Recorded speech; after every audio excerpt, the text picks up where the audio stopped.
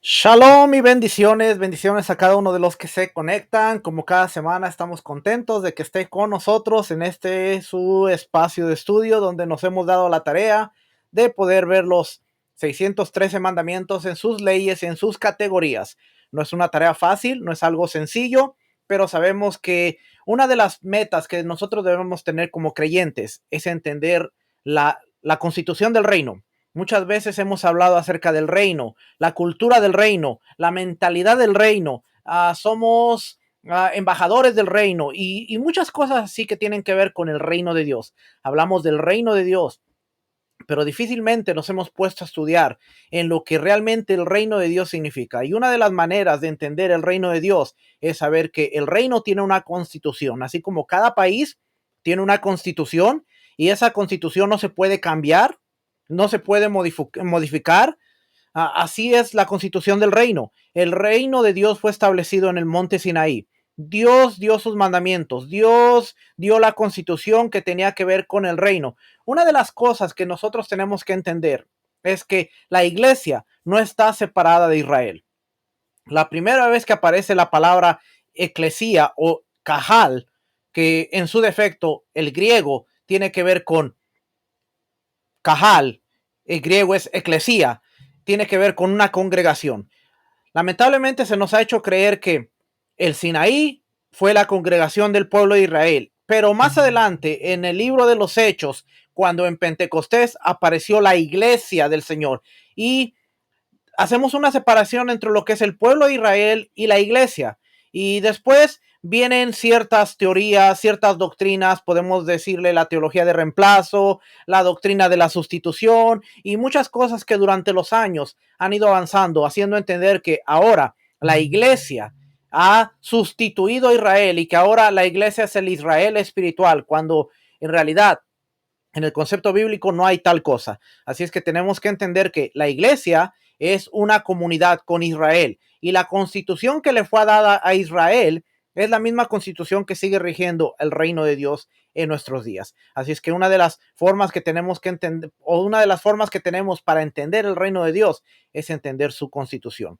Mire, Estados Unidos es un país que tiene una constitución y todas las leyes que se hacen son basadas a la Constitución. Se le pueden hacer enmiendas, se pueden hacer leyes un poco, leyes de acuerdo al tiempo, pero esas leyes tienen que estar de acuerdo a la Constitución, no pueden ir sobre la Constitución. Y muchas veces cuando nosotros nos damos cuenta, el reino de Dios funciona de la misma manera. Hay una Constitución que no se puede cambiar. Bueno, nosotros muchas veces hemos escuchado, Yeshua vino a abrogar la ley, vino a darle su cumplimiento, vino a darle su totalidad, vino a libertarnos. Pero si nosotros vemos las palabras del mismo maestro, nos vamos a dar cuenta que dice, yo no he venido a abrogar la ley, sino a cumplirla. Las palabras que yo hablo no son mías, sino de mi Padre. La doctrina que yo les enseño no es mía, sino la de mi Padre que Él me ha enviado.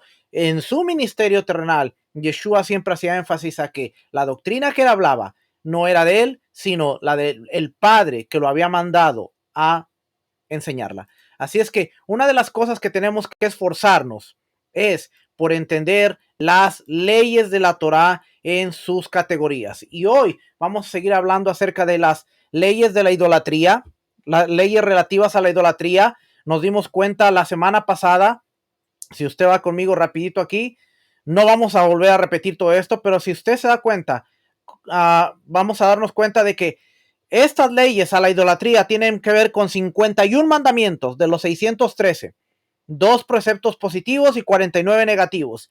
Y ahí está la lista, la vimos la semana pasada. Todo tiene que ver con idolatría. algunas cositas que tienen que ver con la ropa de hombre, que la mujer no use ropa de hombre, el hombre no use ropa de mujer, el aspecto de raparse, el aspecto de herirse, el aspecto de los tatuajes, el aspecto de la barba, los aspectos culturales que vamos a estar hablando. Así es que la semana pasada, o en el primer video, hablamos un poquito acerca de lo que era la idolatría, cómo empezó la idolatría, cómo la gente empezó a seguir la idolatría, cómo se manifestó.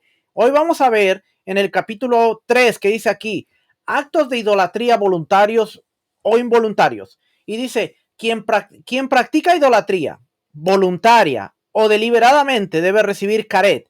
¿Qué es el caret? Caret es la pena de caret, es un castigo del cielo, como morir antes de tiempo o sufrir cercenamiento del alma.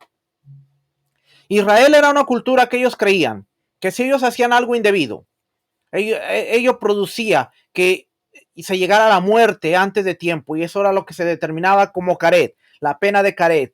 Caret era un castigo del cielo. A esto tenemos que agregarle, por ejemplo, cuando nosotros aprendemos esto, no sé cuántos de ustedes hayan escuchado cuando se enseñaba acerca del sumo sacerdote. Yo soy culpable de ello porque yo lo enseñé también muchas veces. Pero se enseña que el sumo sacerdote dentro de sus vestiduras tenía unas campanitas en la parte de abajo, cosa que es correcta. Las vestiduras del sumo sacerdote tenían unas campanitas en la parte de abajo, en la parte de su túnica. Pero además se nos enseñaba, y yo lo enseñé, que el sumo sacerdote tenía una cuerda, y que a este sumo sacerdote, cuando iba a entrar al lugar santo, al lugar santísimo, llevaba la cuerda en el pie, y el sumo sacerdote iba caminando y la cuerda se iba, y las campanitas eran para avisarle al pueblo que el sumo sacerdote seguía con vida. Llegaba un tiempo en que si las campanitas no se escuchaban, la gente podía pensar que este sumo sacerdote había muerto, y entonces la cuerda que tenía sobre su pie era para jalarlo y sacar el cuerpo sin vida hacia la parte de afuera. Yo lo enseñé, hay muchos hermanos pastores, mucha gente que así lo enseña, pero eso es totalmente incorrecto. ¿Por qué? Porque el templo, el tabernáculo, es un lugar de vida y no de muerte. Por eso lo único que se traía era la sangre. Lo único que se metía hacia el lugar más santo era la sangre. No se metía el cuerpo de un animal muerto, porque era muerte. La muerte no podía invadir el lugar santísimo. Así es que las campanitas, ¿cuál era el propósito de las campanitas? Había dos velos que dividían el lugar santo del lugar santísimo. No era uno, eran dos. Y dentro de esos dos velos había como un pasillo. Y el sumo sacerdote, cuando entraba, pegaba en los velos y las campanitas sonaban. Eso era para hacerle saber al Todopoderoso, o pidiéndole permiso, anunciando que el sumo sacerdote iba a presentarse delante de él. Así es que las campanitas eran para anunciarle a Dios, pidiéndole permiso que iba a entrar el sumo sacerdote hacia él. Y por eso ese era el propósito de las campanitas que estaban ahí. Pegaban en el velo y sonaban. Y eso le hacía saber a Dios: viene el sumo sacerdote a presentarte ante ti. Ahora, ¿por qué le estoy diciendo esto? Porque el concepto de carez aplica al sumo sacerdote. En el tiempo de Yeshua, durante y después del tiempo de Yeshua, sabemos que el sumo sacerdocio se había corrompido. Sabemos que Ananías y los hijos de él, y más adelante, y aún antes, un poco antes de Yeshua, el sacerdocio se había corrompido. Había hombres que estaban corruptos. Pero para que nosotros veamos que Dios no los mataba cuando ellos venían a ofrecer el servicio de Yom Kippur, el hombre podía estar no apto para presentarse en el servicio de Yom Kippur, pero no moría en el lugar santísimo. ¿Qué pasaba? Que había una pena de caret, que durante ese año, después de que el sumo sacerdote ofrecía el sacrificio de Yom Kippur, la sangre entraba al lugar santísimo sin merecer o sin estar completamente apto para entrar. Durante ese año, antes de que se terminara ese año, el sacerdote moría.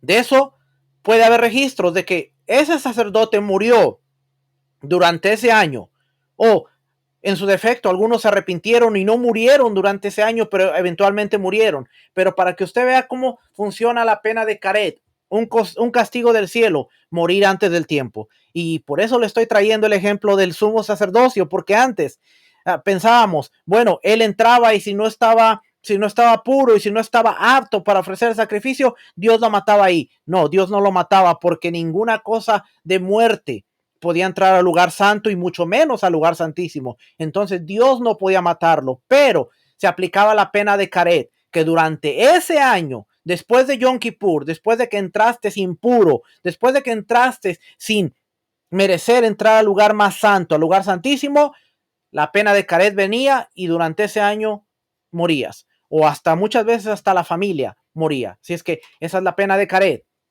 La pena es un castigo del cielo, como morir antes del tiempo, sufrir cercenamiento del alma.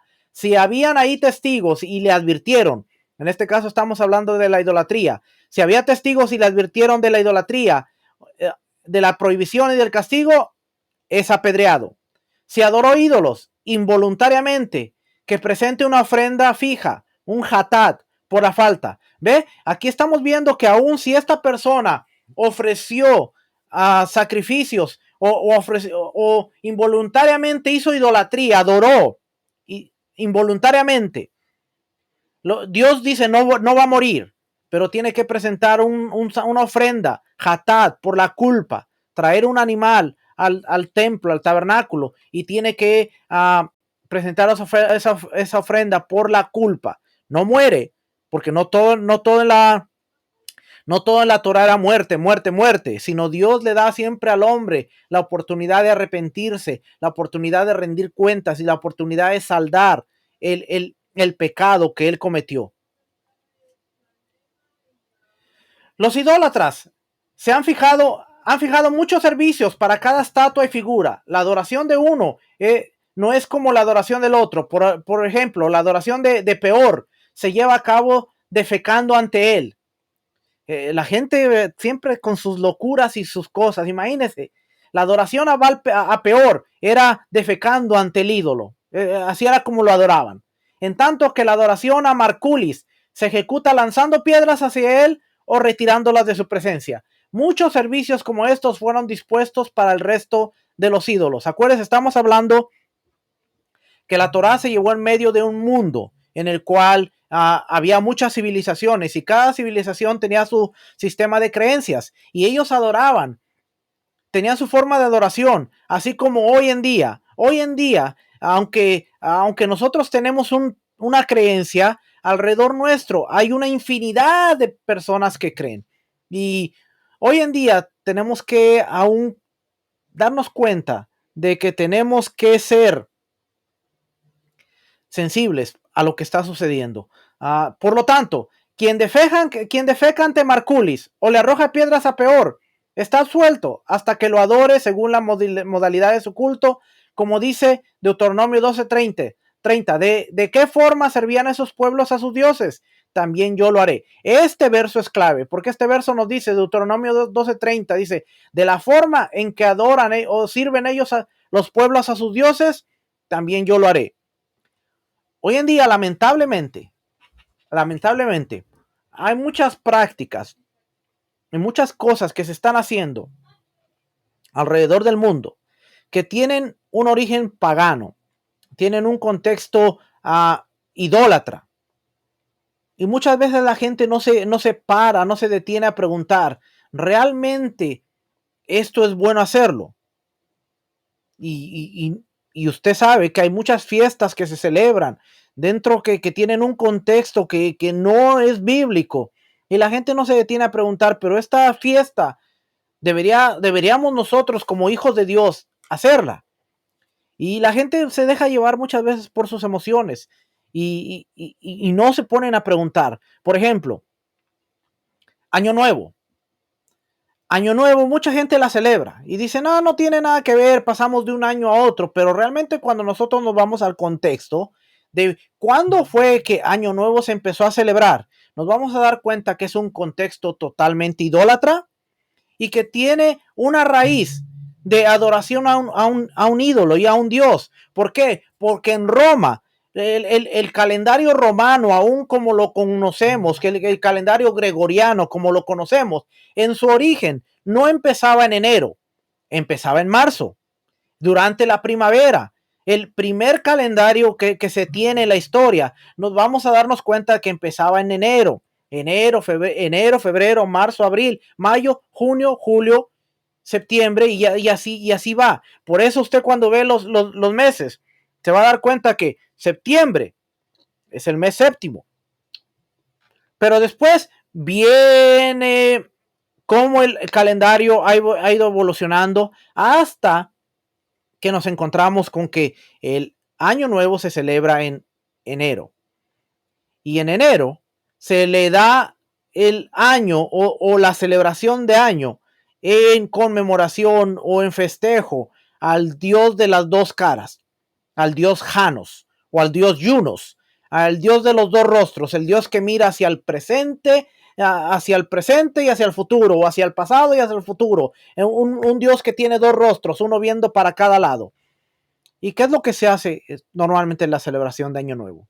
Dejamos el año que se va hacia el pasado y ahora vemos hacia el futuro, al año que comienza. Y solo eso es algo para que usted vea muchas de las cosas que normalmente ahora se están haciendo en las congregaciones, que no nos damos cuenta que tienen que ver con un contexto idólatra. No digamos 14 de febrero.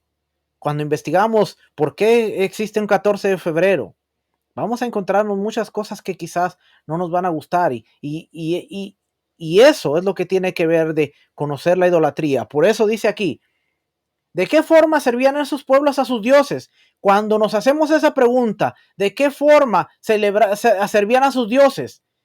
Y luego decimos, ¿también yo lo haré? Y tomamos la decisión de hacerlo o no hacerlo. Así es que la advertencia, los 4 servicios, dice los 4 servicios, la advertencia contra estas adoraciones y similares se hayan escritos en Éxodo 24. Ni las adores. Esa es la advertencia que nos dice Dios, no las adores. ¿En qué casos es así? Que es penado solo si se adora según su modalidad de culto. En todos los servicios, excepto cuando se posterna, ofrenda, quema incienso y lleva libaciones, pues el que adora con alguno de estos 4 servicios a cualquier ídolo es condenado, a pesar de que aquella no sea la manera en que se adore. Aparte de que tú lo estés adorando o que no lo adores de acuerdo a la manera, pero si usas estas 4 cosas, darle ofrenda, quemar incienso, llevar libaciones o posternarte, no importa si es la manera como lo hacen los pueblos o no, tú eres culpable de un castigo. Se entiende por esto, quien presenta una libación a peor o una ofrenda a Marculis es condenado. Por ejemplo, Éxodo dice, el que ofrende a ídolos fuera de Hashem será destruido. Éxodo 22:19. Si es que aquí nos está diciendo, el que ofrende a otro ídolo aparte de Dios será destruido. Dice, ¿por qué se detalla en el versículo recién mencionado la prohibición de ofrendar a la idolatría? Si eso ya está incluido dentro de la generalidad de los servicios idólatras prohibidos, para indicarnos que tal como la ofrenda es especial en los servicios de Hashem en el gran templo, y quien le ofrenda a otro Dios es condenado al apedreamiento, ya sea esta la forma de adorar a ese ídolo específico o no. De igual modo, si se le efectúa a otro Dios, cualquier servicio que sea específico a Dios, forme aquello parte de su forma específica de servirlo o no, es condenado por ello.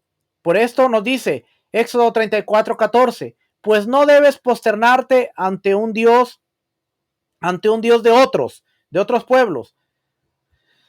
Quien coloca excremento en la boca de un ídolo o presenta una libación de orina en una palangana ante un ídolo es condenado, ya que esto se compara a la aspersión de sangre, que si lo hace con cualquier ídolo, aunque no sea su forma de adoración, es condenado. Si degüella una langosta delante de un ídolo, está absuelto salvo aquello que forme parte de la adoración de ese ídolo específico.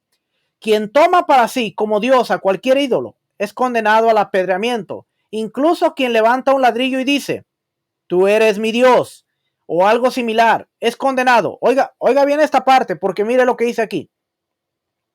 Quien toma para sí como Dios a cualquier ídolo es condenado al apedreamiento. Incluso quien levanta un ladrillo y dice, tú eres mi Dios o algo similar, es condenado. Incluso si se arrepintió inmediatamente y dijo, este no es mi Dios, su arrepentimiento no es válido y ha de recibir la pena de apedreamiento. Es serio, porque cuando nos ponemos a ver todas estas cosas decimos, con Dios no se juega.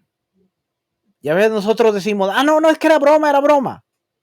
Y aquí nos damos cuenta que dice, aunque se arrepintió inmediatamente, su arrepentimiento no es válido y ha de recibir la pena de apedreamiento. En general, quien dice algo que puede retractarse inmediatamente, excepto en el caso de idolatría, una vez que lo dice, no hay vuelta atrás.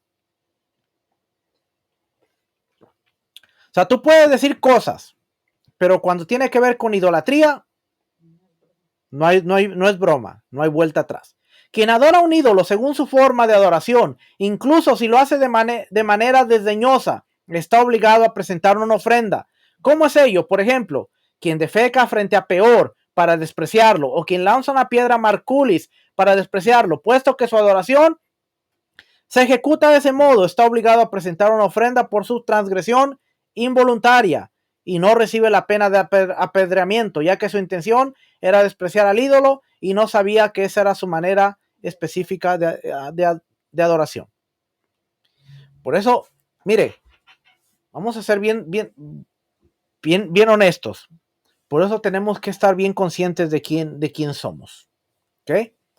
A usted lo van a invitar a lugares donde no creen como usted.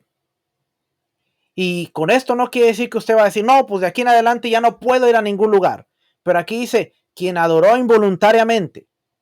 Usted sabe. Usted va a llegar a ciertas congregaciones en donde usted sabe que ciertos cantos no son correctos. Yo he ido a congregaciones en donde hay cantos que yo sé que no son bíblicamente correctos, pero yo no juzgo esas congregaciones, simplemente yo estoy ahí, estoy escuchando, no los canto porque yo sé que no es correcto. Quizás levanto la mano, pero no soy parte de esa adoración. Pero hay gente que dice, no, es que si estás ahí tienes que ser parte. No, porque tú tienes tu identidad. ¿Ok? Tú puedes ir, pero no eres parte de ese tipo de adoración. ¿Sabes cuándo levantar las manos? Hay cantos que usted dice, este canto está bueno para levantar la mano y para adorar a mi rey, al Todopoderoso, y tú levantas la mano y no hay problema, pero hay ciertos cantos en donde tú estás poniendo a alguien en el lugar de Dios y lo estás adorando como Dios, y eso constituye una idolatría. Y tenemos que tener cuidado. Cuando sucede ese tipo de cosas, yo simplemente estoy ahí, estoy moviendo la cabeza, pero no lo estoy cantando. Y aunque la gente me vea, no hay problema porque yo estoy ahí, pero yo sé el tipo de identidad. Pero no por caerle bien a todo el mundo yo voy a empezar a decir, oh sí, tú eres el Dios y te exalto como por el Dios. Y porque entonces voluntaria e involuntariamente estamos cayendo en esto de idolatría. Y tenemos que tener cuidado porque, como le digo, esto es un proceso en el que vamos agarrando, vamos creciendo y vamos madurando, y tenemos que saber que cuando estamos seguros de nuestra identidad, podemos caminar y podemos ir a donde sea y no vamos a comprometer nuestra identidad. Si a mí me invitan a un lugar, a una iglesia católica, yo voy a la iglesia católica porque yo sé que los ídolos no son nada. Yo al ir ahí, lógicamente yo no me voy a postrar, yo no me voy a persinar, yo simplemente voy a ver las figuritas ahí como que qué bonitas figuritas, pero para mí no son nada. Ahora que si voy y por caerle bien a la gente, yo empiezo a hacer ahí, me empiezo a arrodillar y todo, entonces estoy cometiendo una transgresión. Todo tiene que ver con la identidad y la seguridad que nosotros tengamos, y de ahí no hay problema, ¿ok? Así es que dice, quien abraza a un ídolo, lo besa, lo limpia, vierte agua ante él, lo lava, lo unge con aceite o perfumes, lo viste, lo calza y cosas similares como señal de respeto, está transgrediendo un precepto negativo, como expone, ni lo sirvas. Éxodo 24. Estas cosas están dentro de lo considerado como servicio. No obstante, no recibe la pena de azotes por ellas, pues no están detalladas en la Torá. O sea, no dice, no los vistas, etcétera. Pero si hace una de estas acciones para adorar a un ídolo de acuerdo a su forma de adoración, si es condenado. Mire, qué interesante, porque ahora que estamos leyendo esto, muchos se van a identificar quizás. Yo no sé hasta dónde, pero en México sí podemos decir que esto es así. No sé, en Centroamérica y el Caribe y todos estos lugares de donde a veces nos escuchan, no sé cómo sea así, pero en México se tiene la costumbre de, por ejemplo, 24 de diciembre, se arrulla al niño Jesús se arrulla. Inmediatamente a este niño Jesús, ahí tiene padrinos y los padrinos tienen que vestirlo, tienen que comprarle ropa, hay ropa especial para la figurita y para el maniquí, hay ropa especial, hay que vestirlo, hay que ponerlo bien bonito y para el 2 de febrero, el día de la Candelaria, que es cuando se hace una fiesta, hay que hacer una misa, estamos hablando del sistema católico más que nada, hay que hacer una misa, hay que llevar a la figurita, iba yo a decir una palabra, pero mejor no dije la palabra, hay que llevar a la figurita, hay que hacerle una misa, pero ya se le vistió, ya se le hizo tanta cosa, se le limpió, se le vistió y se le presenta bien bonito. Y mire qué interesante porque dice aquí, quien abraza un ídolo, lo besa, lo limpia. Además, mientras está arrullando, yo me acuerdo que mientras está arrullando, 24 de diciembre es cuando se arrulla el niño. Después tiene que pasar el niño por todos los que están ahí y los que están ahí tienen que darle un beso. Te agarra el muñequito y le da el besito y agarra un dulcecito, agarra algo de lo que va ahí en el pañuelito y el muñequito tiene que pasar por todos los que están ahí y todo el mundo se tiene que darle su besito. Son prácticas que dentro de una cultura, los niños pequeñitos no saben ni qué está pasando, pero año con año lo están haciendo, año con año lo están haciendo y es parte de su cultura. Cuando estos niños llegan a una edad adulta, ellos saben que hay que besar al niño, hay que honrar al niño, hay que vestir al niño, hay que darle todo tipo de honra al niño porque es parte de la tradición. Y no solo en México, tradiciones como estas hay alrededor del mundo, pero yo le estoy hablando de la cultura donde yo crecí dándole besos al niño, yo crecí agarrando dulces del niño, yo crecí arrullando al niño el 24 de diciembre, arrullando y cantándole ahí al niño y para que se duerma el niño y todo. Y ahora que vemos, dice aquí, quien abraza a un ídolo, lo besa, lo limpia, vierte agua ante él, lo lava, lo unge con aceite o con perfumes, lo viste, lo calza y cosas similares con señal de respeto está transgrediendo un precepto negativo. Como expone, ni lo sirvas. Póngase a pensar, ¿cuántas veces nuestros abuelos, nuestros padres, nosotros mismos hemos cometido todo este tipo de pecados? Inconscientemente, porque no sabíamos, porque nadie nos había dicho, este es un precepto el cual no puedes hacerlo y lo hicimos año con año, año con año, año con año. Formó parte de nuestro crecimiento, formó parte de nuestra vida, formó parte de la vida de nuestros padres. Muchos de ellos crecieron, se desarrollaron y fue parte de su tradición. Por eso cuando la Biblia en el libro de Éxodo dice, yo visito la maldad de los padres hasta la tercera y cuarta generación, tenemos que ponernos a pensar que hay muchas cosas de las cuales nosotros venimos cargando que se hicieron en nuestras generaciones pasadas. Hoy nosotros podemos estar despertando y decir, wow, qué tremendo, porque yo lo hice y podemos darnos cuenta de cosas que sucedieron y decir, bueno, de aquí en adelante podemos mejorar y ser mejores. Pero para que vean lo importante. 7. Si algunos, fíjense, dice, las precauciones, hay precauciones.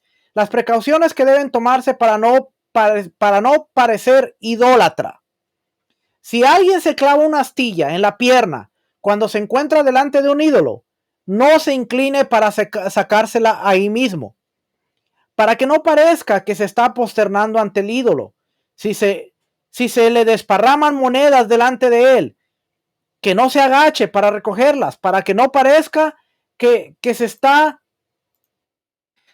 posternando, sino que se siente y luego que las recoja. No está permitido beber directamente de las bocas de las fuentes de agua que se encuentran ante ídolos, ya que puede parecer que se está besando al ídolo. Si bien la fuente no es un objeto de idolatría, en este caso, al estar frente a un ídolo, podría parecer que lo está besando. ¿Ve? Dice, por eso dice precauciones. Si se clavó una astilla, estamos hablando en este tiempo donde había imágenes por todo lugar. Si se clavó una astilla, que no se incline para sacársela. Si tiró las monedas, que no se agache, porque la gente no va a pensar que está, o no va a ver que está recogiendo las monedas, sino va a ver la acción de que se está agachando y va a pensar que se está agachando a recoger o a adorar al ídolo. Quien hace un ídolo para sí mismo, por más que no lo elabore con sus propias manos, sino que se lo encarga a alguien, ni lo adore, debe ser azotado como expone. No hagas para ti escultura ni imagen alguna. Éxodo 23. Asimismo, quien hace un ídolo con sus propias manos para otros, incluso para un gentil, debe ser azotado como expone. No hagan dioses de metal fundido. Levítico 19:4. Por lo tanto, quien hace un ídolo con sus propias manos para sí mismo debe recibir 2 penas de azotes. Imágenes. Está prohibido hacer imágenes a modo de decoración, aunque no sean ídolos, como se expone. No hagas imágenes conmigo. No hagan para ustedes ni dioses de plata ni dioses de oro. Éxodo 20:19. Es decir, no se deben hacer imágenes de plata y oro a modo de decoración, que nadie se equivoque y crean que están destinadas para la idolatría. La prohibición es hacer como decoración figuras humanas, porque mucha gente dice, bueno, Dios prohibió la idolatría, ¿por qué ustedes tienen menorás? ¿Por qué ustedes tienen ciertos aspectos? Si Dios dijo que no se hagan esas cosas, pero aquí dice para idolatría. Nosotros no nos inclinamos frente a la menorá, no idolatramos la menorá. La menorá es un símbolo de nuestra fe. Podemos ver muchas cosas, muchos símbolos tipificados dentro de la menorá, pero en ningún momento estamos idolatrando, porque mucha gente es buena para sacar versículos y dicen, bueno, ustedes idolatran la Torá, porque en cada servicio ustedes se inclinan, pero si ustedes se ponen a dar cuenta bien, nosotros nos inclinamos cuando decimos, bendito sea el que es bendito por siempre. Bendito sea Adonai, el que es bendito por la eternidad. No nos estamos inclinando ante la Torá, nos estamos inclinando ante la reverencia de decir, bendito sea Adonai. La cosa cambia. Ahora, la gente que no tiene el entendimiento dice, mira, estos se están inclinando ante la Torá. El judío se inclina ante la Torá. ¿Por qué? Porque en cada Shabbat ellos sacan el rollo de la Torá. Y cuando sacan el rollo de la Torá y cuando ellos dicen, Barjú ed Adonai, ellos se inclinan, Barjú ed Adonai. Pero no se están inclinando ante la Torá. Se están inclinando ante la declaración que dicen, bendito sea Adonai, el que es bendito por siempre. Dentro de las oraciones hay cuatro lugares cuando llega la parte donde dice, bendito sea Adonai, que se inclinan con la cabeza, las piernas y todo el ser bendito, dando reverencia al nombre de Dios. Así es que aquel que tiene una menorá no es idolatría. Aquel que tiene una Torá no es idolatría. Son símbolos de nuestra fe. Pero estamos hablando de que aquel que se hace figuras para idolatrarlas. Por eso, no se debe crear formas humanas de madera, cal o piedra. Esto es cuando la imagen sobresale como imágenes en relieve, murales esculpidos de los salones similares, y quien los hace es azotado. Pero la figura es hundida, grabada o pintada como las imágenes que están sobre las láminas y tablas planas o figuras bordadas en tejidos, está permitido. Sellos. Si un anillo posee un sello con forma humana, si se trata de una imagen que sobresale, está prohibido tenerlo en la casa porque puede despertar sospechas de que el individuo lo idolatra, pero está permitido sellar con eso, porque al sellar creará una imagen hundida, lo cual está permitido. Esto es si el anillo es de otra persona y se lo prestan, ya que está prohibido tener uno propio. Por el contrario, si la imagen en el sello está hundida, está permitido tenerlo y colocarse el anillo. Pero está prohibido usar el sello porque el sellado formará una imagen en el relieve. También está prohibido hacer imágenes del sol, la luna, las estrellas, las constelaciones y los ángeles, como expone Éxodo 20:19. No hagan conmigo, o sea, no hagan nada como las imágenes de mis siervos, quienes me sirven en lo alto, ni siquiera sobre láminas pintadas, o sea, las imágenes de los entes celestiales están prohibidas, aunque no sobresalgan. Estamos hablando para idolatría. Imágenes de los animales y el resto de los seres vivos fuera del hombre, e imágenes de árboles, hierbas y cosas similares, sí pueden hacerse incluso si se trata de una imagen con relieve. Misioneros idólatras, quienes inducen a la idolatría en una ciudad israelita deben ser apedreados, aunque ellos mismos no hayan cometido actos de idolatría, sino que incitaron a la gente de su ciudad a la idolatría. Los habitantes de una ciudad que hayan sido incitados y hayan cometido actos de idolatría o aceptado a un dios pagano deben recibir la pena de muerte a espada. ¿De dónde proviene la advertencia contra el incitador? De la declaración, que tu boca no provoque, que sea escuchado de boca de otros, o sea, no provoques que otros pronuncien nombres de idolatría. Éxodo 23:13.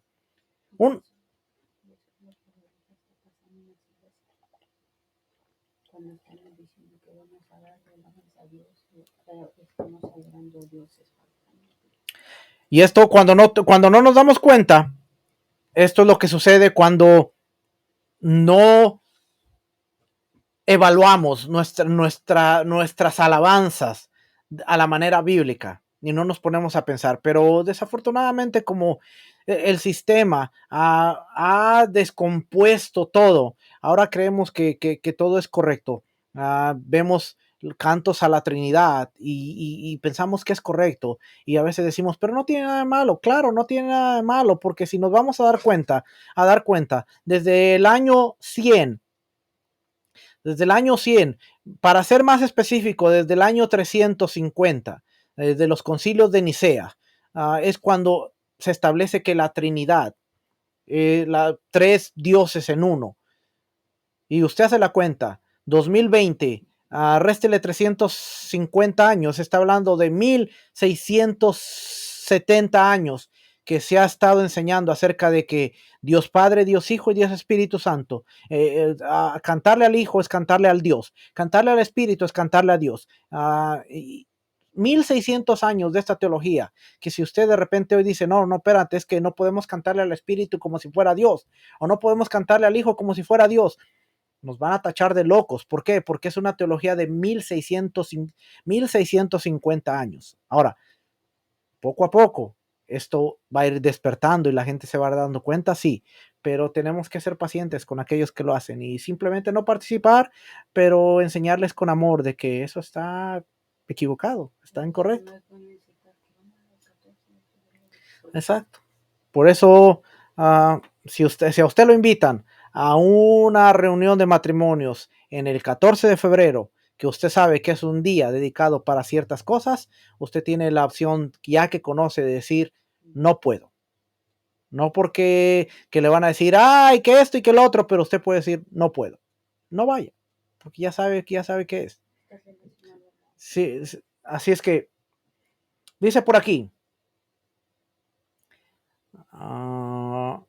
una ciudad apóstata solo si cumple, una ciudad es apóstata si solo cumple las siguientes condiciones. Si los incitadores a la idolatría son dos o más, como expone, surgieron hombres perversos, Deuteronomio 13:14. Si los incitadores pertenecen a esa misma tribu, a la que están incitando, y si son de esa misma ciudad, como expone, del medio que incitaron a los habitantes de su ciudad, Deuteronomio 13:14, y se incitaron a la mayoría de los habitantes de la ciudad, y si los incitados eran un mínimo de 100 personas, hasta la mayoría de la tribu.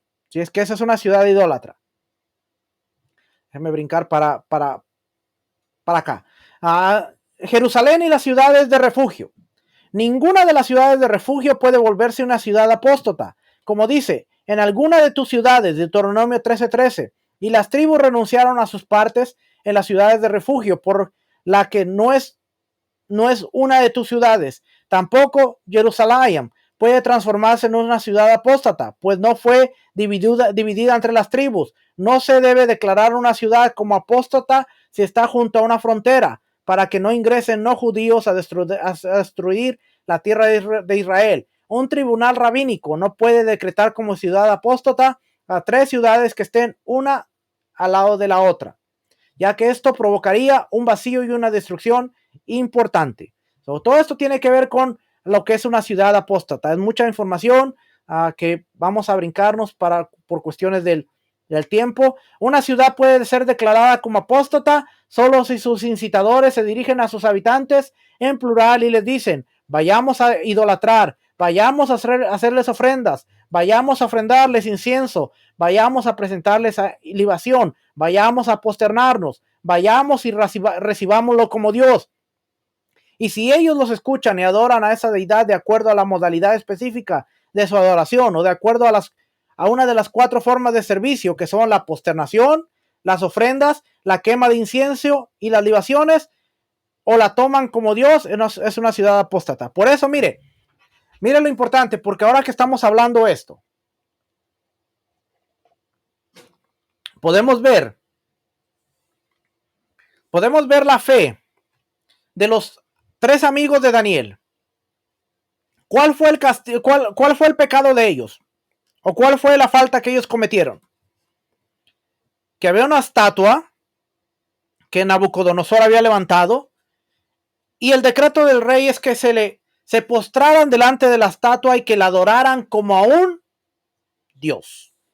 Y estos tres, Sadrach, Mesach y Abednego, que eran unos israelitas de corazón puro, ellos dijeron: preferimos morir a postrarnos delante de esa estatua, porque eso es idolatría. Y si nos postramos y merecemos la culpa de muerte, y si no nos postramos, merecemos la culpa de muerte, pero le somos fiel a Dios, preferimos morir y no ser infieles a Dios. Por eso es que el asunto de todo lo que está sucediendo y por qué ellos van al horno de fuego es porque ellos deciden no postrarse delante de la estatua, porque eso era considerado como idolatría. Y usted puede decir: bueno, la mayoría de la gente lo hizo, pero ahí usted puede ver cuando la identidad forma parte de ti. No te importa lo que los que están a tu lado hagan. Tú eres tú. Pero si mira al hermanito aquel. Pero si de aquel lado. Pero si en aquella congregación. No, nosotros somos nosotros. Y no importa que seamos diferentes. Preferimos morir en nombre del Dios de Abraham, de Isaac y de Jacob. Y ellos dijeron: no nos vamos a postrar delante de la estatua ni delante de ti, rey, porque Dios nos puede salvar. Y si aún Dios no nos salva, con todo eso, nos vamos felices a la muerte. ¿Ve? Porque entre uno de esos casos era la inclinación, la posternación, inclinarse como un culto. Y ellos dijeron: no, no nos postramos. ¿Ok? Posesiones de la ciudad, de la ciudad apóstata. Fíjese, frutos y diezmos de la ciudad apóstata. Los frutos ligados al árbol o a la tierra que se hallen en su interior de la ciudad están permitidos, como expone: deberás juntar y quemar. A esto se refiere aquello que solo hay que juntarlo y quemarlo, lo cual excluye los productos ligados, puesto que primero había que arrancarlos y solo luego juntarlos y quemarlos. Lo mismo es con el cabello, y sobra decir que los árboles en sí están permitidos y pertenecen a los herederos. Con respecto a lo consagrado que se halla en el interior de la ciudad apóstata, a los animales consagrados para al altar se los deja morir. No se les mata como al resto de los animales, pues están consagrados. Si no, se les ha de encerrar y alimentar hasta que mueran, pues los sacrificios de los malvados son una abominación. Y aquellos que hayan sido consagrados para el gran templo han de redimirse y luego quemarse, como expone Deuteronomio 13:17, y sus despojos, y no los despojos del cielo. y el primogénito animal y el diezmo animal que se hay en ella, los animales perfectos que podrían estar consagrados al altar, se les deja morir. No se les mataba, pero se les dejaba morir. Mire la misericordia de Dios, que es tan grande, que dice, si algo estaba dedicado para Dios, si esa ciudad se convirtió en ciudad apóstata y hay que destruirla, pero dentro de esa ciudad hay cosas que ya fueron consagradas para Dios, animales. Se traen esos animales, se les alimenta hasta que se mueran de viejos. ¿Ve? Dios dice, esas cosas me pertenecen, por lo tanto no puedes destruirlas. Pero no puedes traerlas al templo porque ahora estaban en manos de un apóstata, alguien que apostató. Pero como ya me pertenecían a mí, tráelas. Los levitas los van a alimentar, los van a cuidar, y esos animales, como son míos, yo ahora digo que esos animales van a morir de viejos. Y los animales ahí tranquilos comían hasta que se morían de viejos. Y luego eran quemados. Ve. Cuando empezamos a entender todas estas cosas, vemos que Dios es tan maravilloso, porque Dios no había ciertas reglas, no era de que entren, maten y destruyan, sino había que ver todo lo que había dentro de la ciudad, las pertenencias, los animales, las cosas. Versículo 16. Quien hace justicia contra una ciudad apóstata es como quien ofrenda un holocausto, como expone enteramente en desagravio a Hashem tu Elohim. Es más, esto elimina la ira contra los israelitas y dice, así calmará la ira de Hashem, Deuteronomio 13:18, y les traes bendición y compasión. Y se compadecerá de ti, en su compasión te hará prosperar. Deuteronomio 13:18. Quien hace justicia. Aquí está hablando del misionero idólatra. Déjame ver. Vamos a pasar a la parte aquí. Profeta idólatra. ¿Qué se entiende por un profeta? Que profetiza en el nombre de la idolatría. El que dice, me dijo tal deidad o tal estrella que debemos hacer tal cosa o no hacer tal otra. E incluso si acertó la halajá, la ley, al definir a lo impuro y lo puro como tales, si le advirtieron de carácter prohibido de sus actos, del carácter prohibido de sus actos delante de dos personas, es estrangularlo, como expone, o que hable en nombre de dioses de otros, ese profeta deberá morir. Deuteronomio 18:20. La advertencia contra esto está incluida. No mencionen el nombre de dioses ajenos. Está prohibido debatir con quien profetiza en nombre de la idolatría. Tampoco se le puede pedir ninguna señal o milagro, y si lo ejecuta por su propia cuenta, no hay que prestarle atención ni reflexionar al respecto. Quien considere que sus señales tal vez sean ciertas, transgrede un precepto negativo, como expone, no escuches las palabras de ese profeta. Asimismo, el falso profeta que profetiza algo que no le haya sido transmitido en una visión profética, ha de morir estrangulado, aunque profetice en el nombre de Hashem, y no agregue ni quite nada de los preceptos de la Torá, como expone, pero el profeta que tenga la osadía de decir en mi nombre palabras que yo no le he mandado decir, o que hable en el nombre de dioses de otros, ese profeta deberá morir. Deuteronomio 18:20. Esto es bien serio. Dice aquí, también quien profetice algo que no haya recibido en una visión, profética, como quien haya oído algo de otro profeta y diga que aquello se lo dijo a él y lo profetiza, es un falso profeta y ha de morir estrangulado.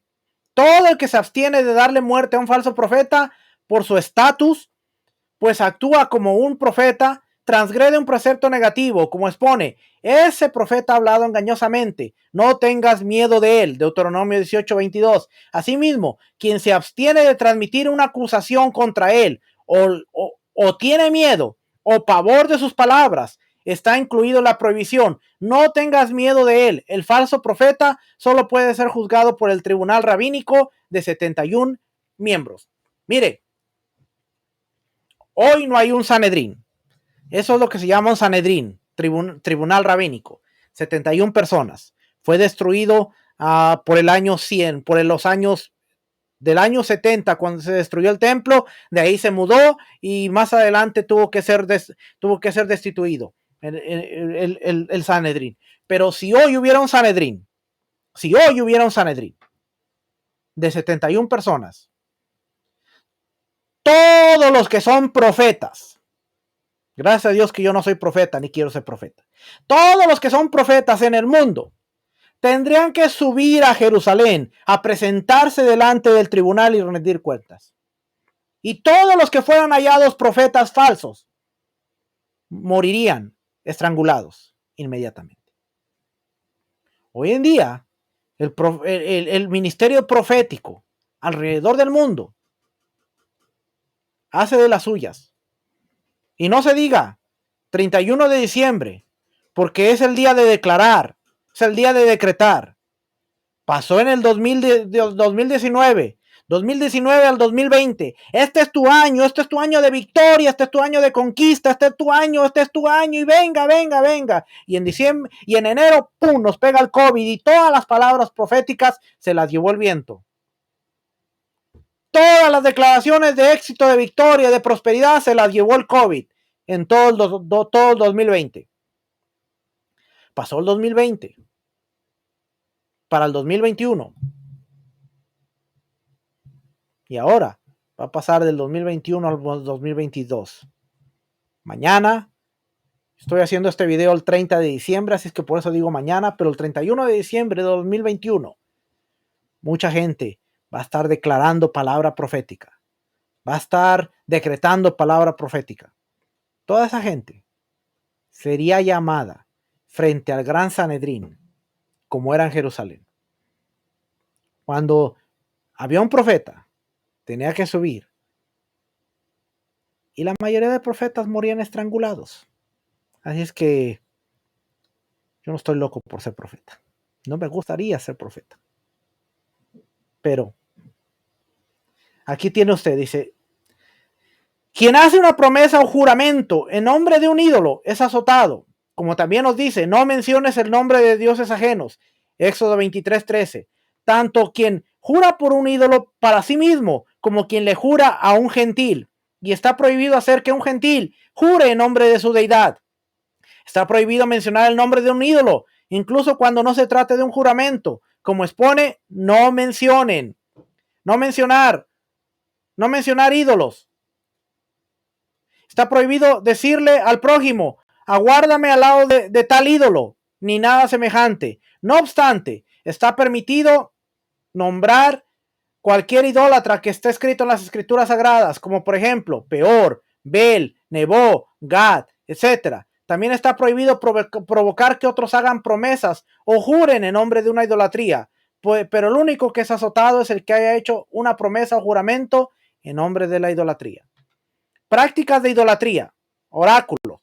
Quien practica el arte del oráculo o el medium voluntaria y deliberadamente merece caret, ser cortado espiritualmente. Ya le expliqué qué es caret. Si había testigos y le advirtieron que debía dejar de hacer eso, es apedreado. Si fuera involuntariamente, que presente una ofrenda fija, hatat, por la falta. ¿Cómo son las prácticas del oráculo o del medio? Consiste que la persona se pone de pie y ofrenda un incienso determinado, sostiene una varilla de mirto en la mano y la agita pronunciando en voz baja las palabras que ellos, los que practican esto, conocen, y hace una pregunta hasta que le parece oír que alguien habla con él y le responde lo que pregunta desde abajo de la tierra en voz muy baja, que no puede ser percibida por el oído sino por el pensamiento. También que sostiene el cráneo de un muerto, la ofrenda de incienso, y hace embrujamientos hasta que oye una voz muy baja que sale debajo de sus axilas y le responde. Todas estas prácticas del oráculo, y quien realiza alguna de ellas es apedreado. Doni, medium. ¿Cómo son las prácticas del medium? Colocarse el hueso de una ave llamada Iadua en la boca, quemar incienso y ejecutar otras acciones hasta caer con un epiléptico y decir qué sucederá en el futuro. Todos estos son diferentes clases de idolatría. ¿De dónde se aprende eso, la advertencia contra esto? Del versículo: no acudan a los oráculos ni a los medium. No vamos a ir muy lejos. ¿Cuál es el oráculo y el medium hoy en día? Muy famoso, que está al alcance de la palma de su mano. El horóscopo. Hay mucha gente que, aún creyentes, están locos cada semana por correr al periódico, todos los días, por prender la televisión y ver a todas estas gentes que están ahí para decirle: oh, Aries, y tus constelación y los planetas, y vas a tener éxito, vas a tener fortuna. Y el horóscopo es una forma de medium y oráculo.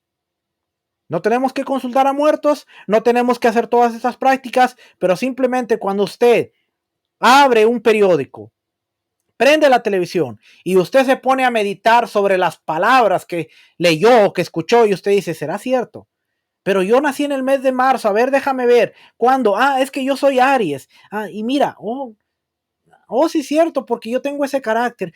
Sí, porque yo soy así. Sí. Usted de alguna manera está incitando a que esas palabras vengan y sean parte de usted. Cosa seria, porque a veces no nos ponemos a pensar y abrimos el horóscopo y como si nada. Yo he conocido creyentes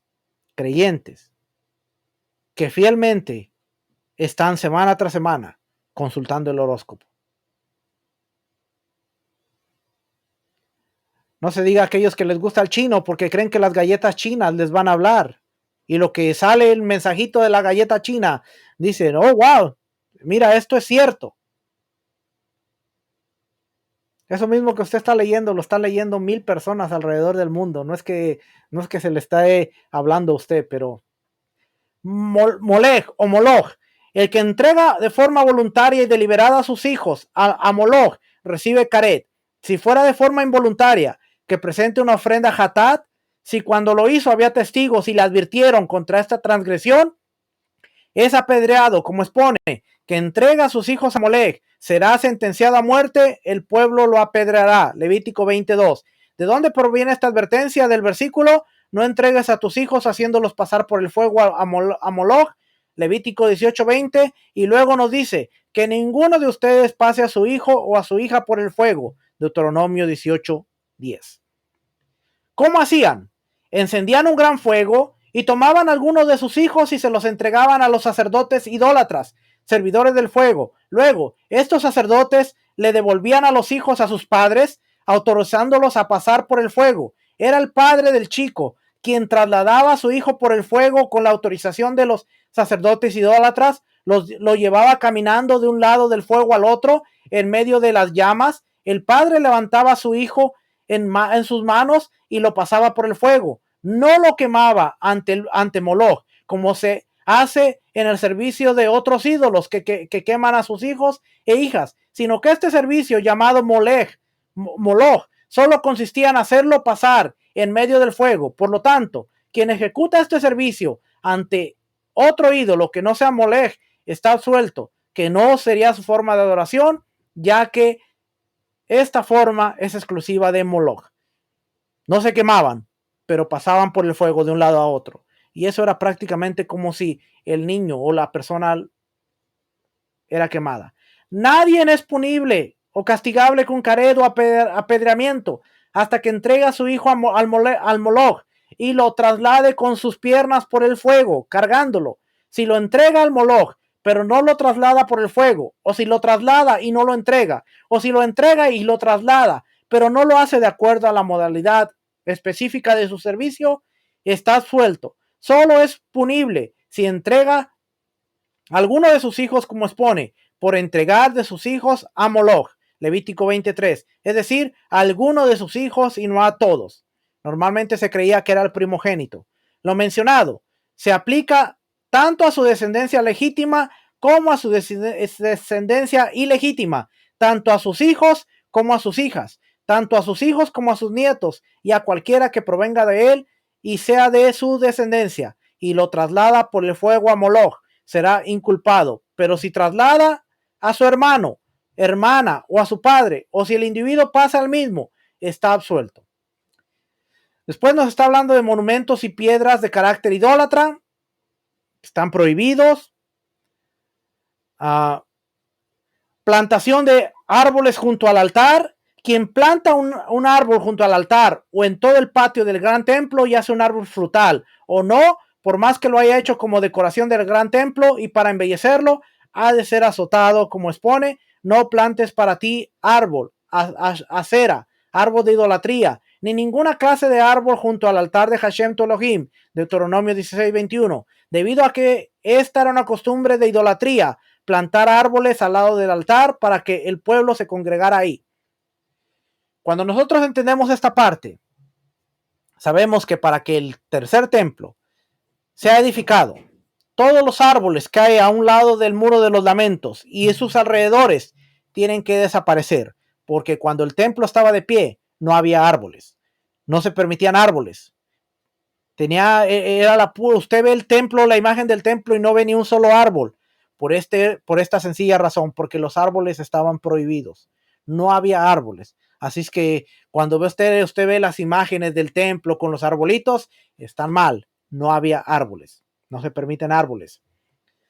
Está prohibido hacer un pórtico, estructura que está abierta a un lado de madera en el gran templo, del modo en que se hacen los patios, por más que es una construcción y no un árbol plantado, y por lo tanto aparentemente no tendría que estar prohibido. Esta es una prohibición adicional impuesta por los sabios, como expone todo árbol. Madera, dice aquí madera, Deuteronomio 16:21. En efecto, todos los pórticos y cobertizos que salían de los muros del templo eran de piedra y no de madera. No había nada de madera en el templo, era de piedra. Así como usted diría ahora un porchecito, un balcón, es de madera, estaba prohibido, todo tenía que ser de piedra. ¿Okay? Capítulo 7, destrucción de la idolatría.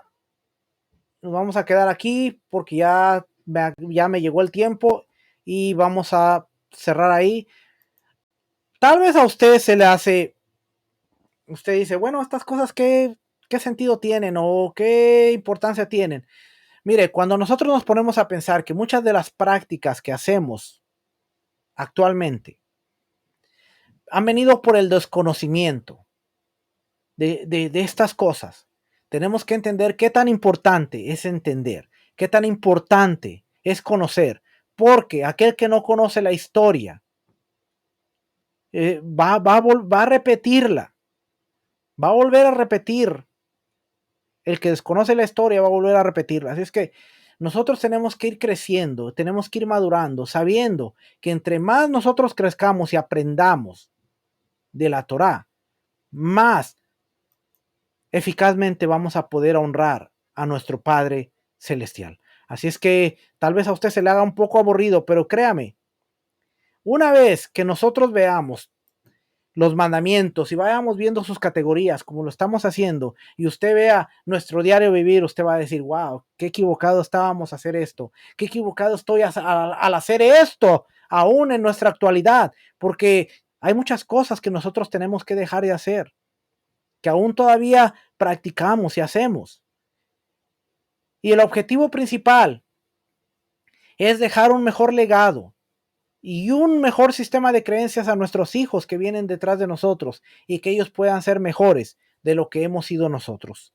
Así es que esto es de leer mucho, esto es de analizar mucho, pero esto va a ser de gran bendición una vez que nosotros vayamos entendiendo cómo la Torá de Dios aplica a todas las áreas de nuestro diario vivir y empecemos a ver la Torá como un estilo de vida y no solamente la Torá como una religión, la Torá como un dogma, la Torá como una creencia, sino la Torá como lo que Dios destinó que fuera para el pueblo de Israel. ¿Y qué era? Que la Torá se convirtiera en un estilo de vida en la cual ellos caminaran y encontraran bendición a través de ella. Pero conocer la Torá no solamente es Shabbat, las fiestas, circuncisión y colgarse unos sisis. Porque, Oh, y aprenderse el nombre, que ya no es Yahweh, que ya no es Jehová, es Yahweh, que no es, ya no es Jesús, es Yeshua. Porque a veces, lamentablemente, cuando empezamos a estudiar raíces hebreas, lo primero que se concentra es Shabbat, las fiestas, circuncisión, los tzitzis. Ya no digas Jesús, es Yeshua. Ya no digas a Jehová, es Yahweh. Y creemos que eso es todo. Pero no, hermano. Conocer la Torah es entender cada aspecto de nuestra vida para que Shabbat sea el resultado de nuestro estilo de vida. Las fiestas sean el resultado de nuestro estilo de vida. Los tzitzis sean el resultado de nuestro estilo de vida. La circuncisión sea la marca de la circuncisión de nuestro corazón que lleva un estilo de vida. Y todo lo que a veces se quiere imponer venga como resultado de lo que nosotros somos en nuestra identidad.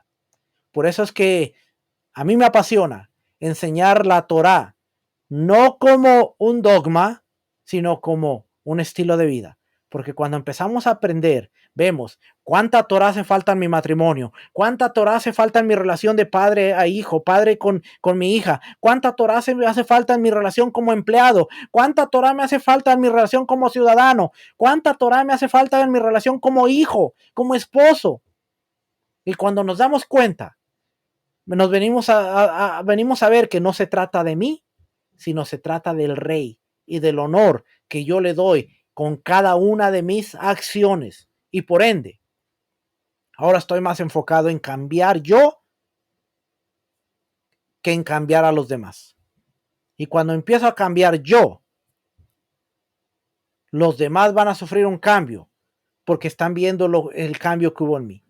Y automáticamente van a decir, wow, yo quiero ser como esta persona. Wow, yo quiero cambiar como él cambió. Un día yo me hice esa pregunta. Un día yo me puse a preguntar y yo dije, wow, ¿por qué mi esposa ahora es tan diferente? Y yo dije, ¿qué ha pasado? Y fue cuando me di cuenta que la Torá vino a hacer un cambio en lo que muchas veces yo quería imponer. La Torá hizo el cambio así. Y fue cuando dije, wow, yo quiero que la Torá me cambie a mí. Y usted me ve enseñar, sí, yo enseño de Shabbat, sí, yo enseño de las fiestas, sí, yo enseño de muchas otras cosas, pero yo enseño. El mensaje primordial que usted me va a escuchar hablar es: enamórate del estilo bíblico de vivir, enamórate de la Torá, para que cuando tú camines conforme a la Torá como tu estilo de vida, todo lo demás a tu alrededor va a cambiar y va a ser distinto. Pero si nosotros no conocemos las leyes, las categorías y dónde cada mandamiento cae y cómo podemos aplicarlo a nuestro diario de vivir, vamos a seguir peleando y discutiendo lo mismo y lo mismo y lo mismo y lo mismo. Así que, familia, lo espero la próxima semana para seguir aprendiendo, seguir creciendo. Que el Eterno les bendiga, que el Eterno les guarde. Nos vemos la próxima semana. Shalom.